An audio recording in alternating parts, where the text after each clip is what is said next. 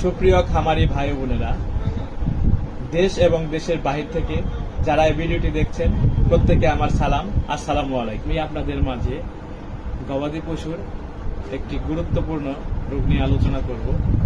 ধৈর্য সহকারে ভিডিওটি দেখতে থাকুন। হচ্ছে এলএসডি, ল্যাম্পি স্কিন ডিজিজ।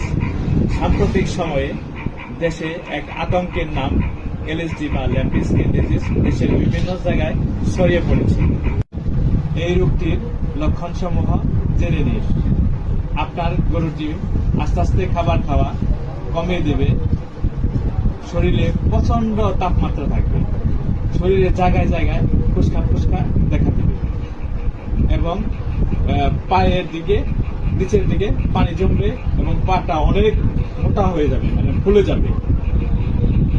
আপনার গরুটি প্রচন্ড ব্যথা অনুভব করবে, ফুসকাগুলোর জায়গায় জায়গায় পচন ধরতে পারে এবং পায়ের পা যে ফুলছে ওখানে পচন ধরতে পারে। এতে গরু মারাও যেতে পারে।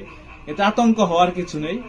আপনারা হওয়ার আগে এর প্রতিষেধক হিসেবে ভ্যাকসিন দিবেন। প্রত্যেকটা গরুকে এই ল্যাম্পি ব্যাক নামে ভ্যাকসিন আছে।